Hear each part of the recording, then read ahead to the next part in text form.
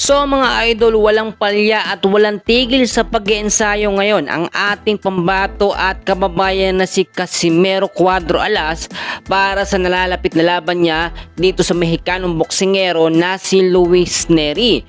Marami nagsasabi na dehado dito ang ating pambato na si Alas kung ikukumpara sa training na ginagawa ni Luis Nery. Pero marami ding nakapansin mga kaibigan, alam naman natin na nagkakaproblema lagi sa timbang o sa weigh-in etong si Casimero Cuadro Alas. Pero nagkaroon ng weighing check, no? O chinek yung timbang ni Casimero, which is pasok na po ito sa 122 pounds.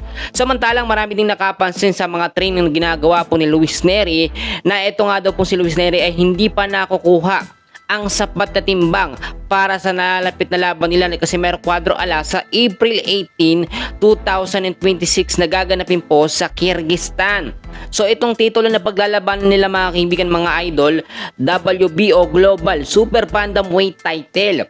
At si Nery ay top contender po sa division na ito. So meaning to say, kahit tinalo siya ni Naoya Inoue mga kaibigan, nasa top contender pa rin itong si Luis Nery. Sa pagkakataong ito, ang ating pambato naman na si Casimero Cuadro Alas ay kumpiyansa na matatalo niya po itong si Luis Nery. Dahil alam nyo, no, nung napanood niya yung laban ni Nery at ni Naoya Inoue, may mga strategy na talagang napag-aral na ng ating pambato na si Casimero Cuadro Alas.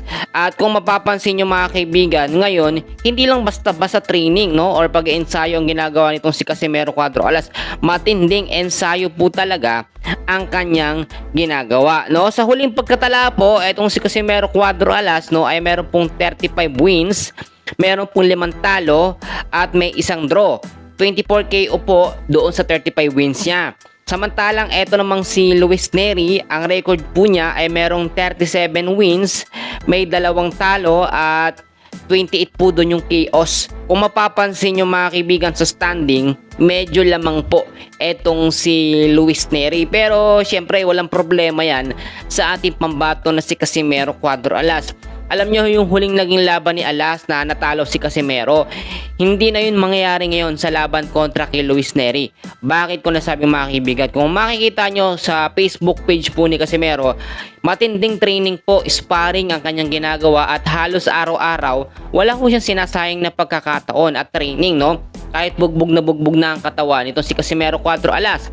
Ito nga pong si Silver Boys, sinasabi na mabigat daw itong si Casimero at isang buwan na nga lang daw ang paghahanda at malabo daw makuha yung timbang. Pero nakita nyo naman yung transformation ni Cuadro Alas, talagang mabilis at matindi.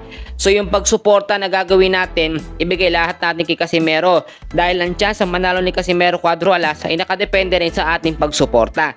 Yan muna ang update natin sa ngayon.